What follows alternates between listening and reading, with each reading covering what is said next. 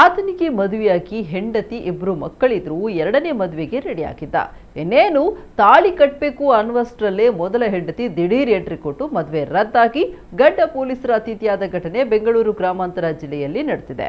ಆಂಧ್ರ ಮೂಲದ ಸುರೇಶ್ ಎಂಬಾತ ಹಲವು ವರ್ಷಗಳ ಹಿಂದೆಯೇ ನಾಗಮಣಿ ಎಂಬುವರೊಂದಿಗೆ ವಿವಾಹವಾಗಿ ಇಬ್ಬರು ಮಕ್ಕಳು ಕೂಡ ಇದ್ರು.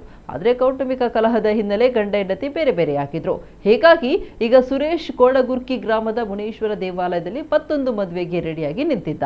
ಇನ್ನೇನು ತಾಳಿ ಕಟ್ಟಬೇಕು ಅನ್ನುವಷ್ಟರಲ್ಲಿ ಅಕ್ಕಪಡೆ ಪೊಲೀಸರೊಂದಿಗೆ ನಾಗಮಣಿ ಮದುವೆ ಮನೆಗೆ ಎಂಟ್ರಿ ಕೊಟ್ಟು ಮದುವೆ ನಿಲ್ಲಿಸಿದ್ದಾಳೆ.